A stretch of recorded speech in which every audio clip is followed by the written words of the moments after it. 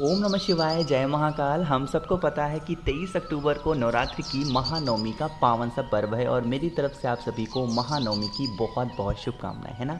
कल के दिन क्या होगा, हम सभी के घर में हवन ज़रूर होगा। अरे होगा कि नहीं होगा। तो आपको उस हवन में ऐसी कौन सी वो 5 चीज़ें जो डालनी होगी जिससे हमारे घर में धन संपदा ये तो आएंगी ही आएंगी, साथ ही साथ बीमारी घर से बाहर जाएगी, क्लेश घर से बाहर जाएगा, और अगर हमारी कोई नौकरी नहीं लग रही है तो नौकरी भी हमारी ज़रूर लगेगी। वो 5 चीज़ें कौन सी हैं और कौन सी बात को हमें हवन करते टाइम ध्यान रखना है, इसकी बात भी हम लोग इस वीडियो में करने वाले हैं। सिर्फ सुनते जाएं, समझने की कोशिश करिएगा, ठीक है। लेकिन आपको बता दूं, वीडियो को बीच में छोड़ना नहीं, पूरा एंड तक देखना ताकि सारी चीज़ें आपको अच्छे तरीके से समझ में आ जाए, ठीक है। चलो समझते हैं।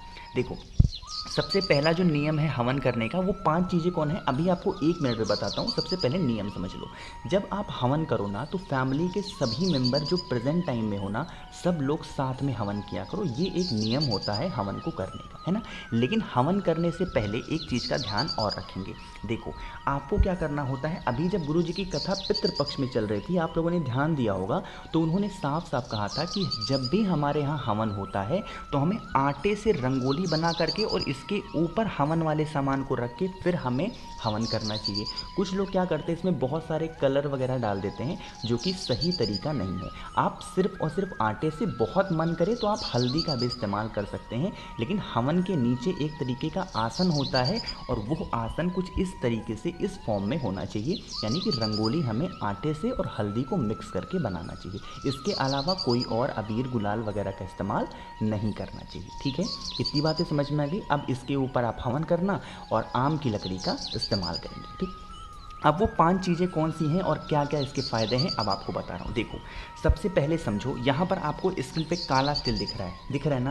तो जो भी व्यक्ति काले तिल को हवन जब कर रहा है उसके समय डाल देता है, तो उसकी जो आयु होती है, जो उम्र होती है, वो बहुत बढ़ती है। ऐसा नहीं कि उसकी जो मृत्यु होगी वो कम समय में होगी, नहीं, उसकी आयु बहुत बढ़ती है। ये तो हो गया हमारा पहला सामान, जो कि हमें आयु को दीर्घ करने के लिए हमें डालना चाहिए, ठीक है। दूसरा सामान कौन सा है, यहाँ पर आपको दिख रहा है, ये है जौ, है ना। कुछ लोग इसको गेहूं समझ रहे होंगे, गेहूं नहीं, ये है जौ। अब जौ डालने से क्या होगा, आज के टाइम पे इतनी बिजी लाइफ सबकी हो गई है कि हर घर में लड़ाई ज़रूर होता है।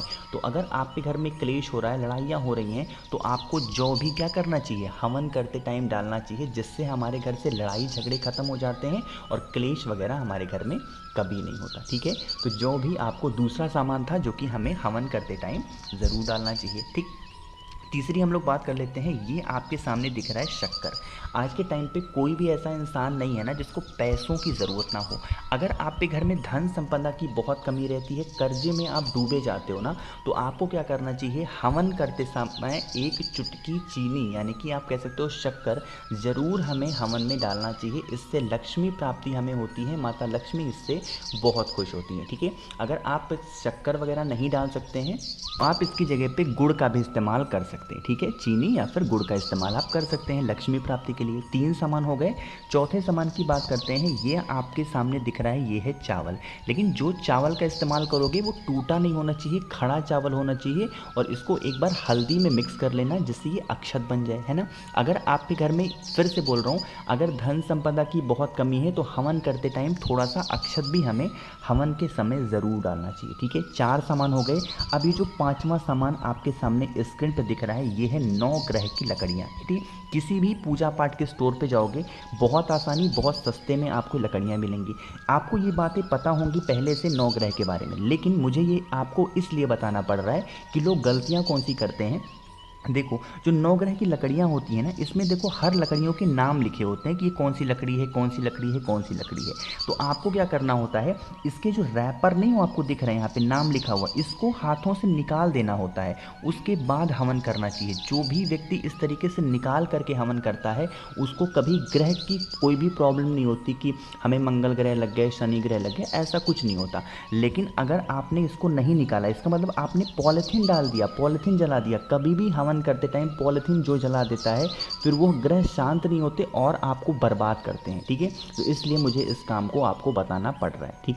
9 ग्रह वाली बात आपको समझ में आ गई। तो ये 5 चीज़ें ऐसी थी जो कि हमें हवन करते टाइम ज़रूर से ज़रूर डालनी चाहिए, ठीक है। ये चीज़ें समझ में आ गई। अब कल का अब देखो कल कौन सा दिन है, कल है आपके सामने महानवमी और साथ ही साथ सोमवार का पर्व है। तो एक और उपाय की तरफ हम लोग बढ़ते हैं जो कि हमें कल के दिन ज़रूर करना चाहिए। ठीक है, देखो अगर आज के टाइम पे सभी के घरों में बीमारी प्रवेश कर चुकी है, कोई भी व्यक्ति आपके घर में बहुत बीमार रहता है ना, तो आपको फिर इस तरीके से एक बेलपत लेनी है बहुत प्यारी सी। ठीक है, एक बेलपत लेना और उस एक बेलपत को लेके कहाँ पे जाओगे, अपने किचन में जाना। कहाँ पे जाओगे, अपने किचन में। अब अपने किचन में जाना और जहाँ पे आरओ लगा होता है, जहाँ पे आप पीने का पानी रखते हैं, मटका परिंदा, वहाँ पे जाके खड़े होना। अपने हाथों में उस एक बेलपत को रखना। ठीक है, किसका स्मरण करेंगे, लकुलेश महादेव। फिर से बोल रहा हूँ, कौन से महादेव, लकुलेश महादेव का एक बार स्मरण करेंगे, ध्यान करेंगे। ध्यान करने के बाद जो भी व्यक्ति आपके घर में बीमार होगा, एक बार उस एक बेलपत को उसके हाथों से स्पर्श कराना, टच कराना। ठीक है, टच कराने के बाद एक तांबे का लोटा लेना और जिसमें जल भर लेना आपको अपने घर से। ठीक है, भर लिया और उस जल को लेके जाएंगे और उस एक बेलपत को लेके जाएंगे लकुलेश महादेव के नाम से बेल पेड़ के नीचे उस एक बेलपत को रखेंगे। जो व्यक्ति बीमार होगा उसका नाम और गोत्र बोलेंगे। ठीक है, रख दिया उस एक बेलपत को, जल यहाँ पे नहीं चढ़ाना इस उपाय में। ठीक है, वहाँ पे रख दिया, प्रार्थना कर लिया। फिर जो बेलपत यहाँ पे रखी है, इसी बेलपत को फिर से उठाएंगे और उस तांबे के लोटे के जल को लेके महादेव के शिवलिंग के पास जाएंगे। ठीक है, शिवलिंग के पास पहुंचेंगे, आपको उस एक बेलपत को महादेव के शिवलिंग के ऊपर समर्पित करना होगा लकुलेश महादेव के नाम से। किसके नाम से, लकुलेश महादेव। जिसकी डंडी हो जाएगी बाहर की तरफ और पत्ती का मुख हो जाएगा, वो हो जाएगा आपकी तरफ, है ना। बेलपत समर्पित किया। अब उसके बाद श्री शिवाय नमस्तुभ्यम का ध्यान करते हुए जो एक लोटा जल है वो उसी बेलपत के ऊपर समर्पित करेंगे। जल बहता हुआ जलाधारी से नीचे गिरेगा। इस जल को यहाँ पे थोड़ा सा रोक लेना और जो भी व्यक्ति आपके घर में बीमार होगा उसको ले जा करके उस जल का आचमन लकुलेश महादेव के नाम से करा के देख लेना। उसकी जो बीमारियां होंगी, जो भी उसकी बॉडी में कष्ट होंगे, वो सारे के सारे खत्म हो जाएंगे। ठीक है, करके देखिएगा, इफेक्टिव उपाय है, बहुत ही प्यारा सा उपाय है जिससे बीमारी आपके घर से हमेशा के लिए बाहर जाएगी। ठीक है, तो यहाँ पर हम लोगों ने दो चीज़ें जान ली। पहली चीज़ हमने जानी कि हमें वो कौन सी 5 चीज़ें हैं जो हवन में डालना चाहिए जिससे हमारे घर में सुख शांति समृद्धि आए। दूसरी हमने जानी कि कौन सी हमें उपाय करना चाहिए जिससे बीमारी हमारे घर से बाहर जाए। ठीक है, आगे बढ़ लेते हैं एक और उपाय, क्योंकि कल बहुत प्यारा सा दिन है। एक तो नवमी का पर्व, ऊपर से सोमवार, तो इस तीसरे उपाय की तरफ हम लोग बढ़ते हैं। लेकिन अब इस उपाय को बताने से पहले एक छोटा सा काम आप भी कर दो और वो है वीडियो को लाइक कर दीजिए। जितने भी भाई बहन इस आवाज़ को पहली बार सुन रहे हैं तो चैनल को सब्सक्राइब करेंगे। ठीक है, अब देखो ये जो उपाय है ये इस वीडियो का आखिरी उपाय है, बहुत ध्यान से समझिएगा। इसके कई फ़ायदे हैं। पहला फ़ायदा तो ये है कि अगर आपकी कोई मनोकामना है जो बहुत दिनों से अधूरी है तो वो पूरी होगी। दूसरा, अगर कोई भी व्यक्ति आपके घर में बीमार पड़ा है तो वो बीमारी उसकी ठीक हो जाएगी। तीसरा, अगर आपको धन की समस्या बहुत ज़्यादा है तो वो भी इससे ख़त्म होगी। बहुत प्यारा सा, बहुत इफेक्टिव। नवमी पे जो सोमवार पड़ता है उस पे इस उपाय को ज़रूर करना चाहिए। ठीक है, स्क्रीन पर क्या दिख रहा है आपको, बेलपत दिख रहा है, तो 5 बेलपत लेना, बहुत प्यारी सी, बहुत सुंदर सी। ठीक है, ले लिया।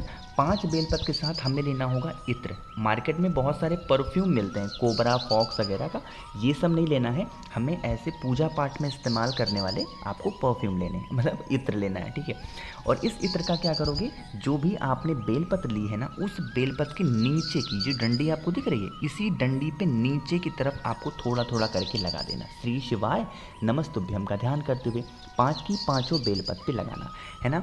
इस बेलपत को लेके कहाँ पे जाओगे, बेल पेड़ के नीचे। नियम समझना, इसको, इस उपाय को बेल पेड़ के नीचे ही करना है और कहीं पे नहीं कर सकते।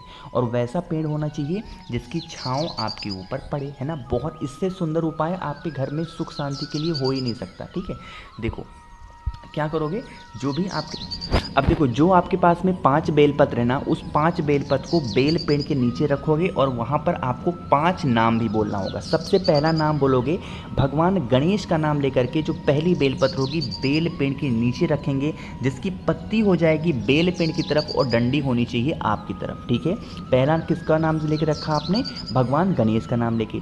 दूसरी बेलपत्र आपको रखनी होगी भगवान शंकर यानी कि देवादिदेव महादेव का स्मरण करते हुए दूसरी बेलपत्र भी उसी बेलपत्र के ऊपर रखेंगे। ठीक है, दूसरी बेलपत्र भी रख दिया आपने। जो तीसरी बेलपत्र आपके पास में है, माँ जगत जननी, माँ जगदम्बा, माँ दुर्गा का स्मरण करते हुए तीसरी बेलपत्र इत्र लगी हुई उसी बेलपत्र के ऊपर आपको रखनी होगी। ठीक है, 3 बेलपत्र हो गए। जो चौथी बेलपत्र आपको रखनी होगी, भगवान विष्णु का स्मरण करते हुए। किसका स्मरण? भगवान विष्णु का ध्यान करते हुए चौथी बेलपत्र रखना। जो 5वीं बेलपत्र रखोगे वो भगवान सूर्य का ध्यान करते हुए। किसका ध्यान? भगवान सूर्य का ध्यान करते हुए आपको वो बेलपत्र वहाँ पे रखनी होगी। जो भी व्यक्ति सोमवार के दिन इन शिव पंचायत का नाम लेकर के बेल पेड़ के नीचे इत्र लगा करके रख देता है, उसके घर की जो भी समस्याएं होती हैं वो सारी की सारी खत्म हो जाती हैं। अगर आपको डाउट है कि भैया इत्र हमें नहीं मिलता, हम क्या करें, तो इत्र की जगह पे आप शहद का भी इस्तेमाल कर सकते हैं। ठीक है, कोई दिक्कत नहीं, इत्र ले लो या फिर शहद भी आप ले सकते हो। ठीक है, तो ये शिव पंचायत वाला उपाय आप कोई काम करो या ना करो कल, लेकिन इस उपाय को आप सभी को ज़रूर करना है। ठीक है, और इस वीडियो का आज की मेरी फीस है कि कम से कम 5 लोगों तक इस वीडियो को शेयर करिएगा, ताकि उनसे भी कोई भी गलती ना हो पाए और इस महानवमी के पर्व पर इन सभी चीज़ों के बारे में उनको भी जानकारी मिले और सारे काम को वो सही ढंग से कर पाएँ। ठीक है, तो मैंने भाई कोशिश की आप सभी को बहुत ही प्यार से बहुत ही अच्छा समझाया है। कुछ समझ में नहीं आया तो उसके लिए बिल्कुल परेशान ना हो, मुझसे फ़ोन पर बातें करनी है तो अब मैं इंस्टाग्राम या फिर फेसबुक पर फॉलो कर सकते हैं। सर्च करिएगा द नेचुरल प्लैनेट 108, वहाँ पर मैं आप सभी को बहुत सारे मैसेजेस करूँगा। और जितने भी भाई बहन इस आवाज़ को पहली बार सुन रहे हैं तो चैनल को सब्सक्राइब करेंगे और हाँ, वीडियो को लाइक ज़रूर किया करिए। ओम नमः शिवाय, जय महाकाल।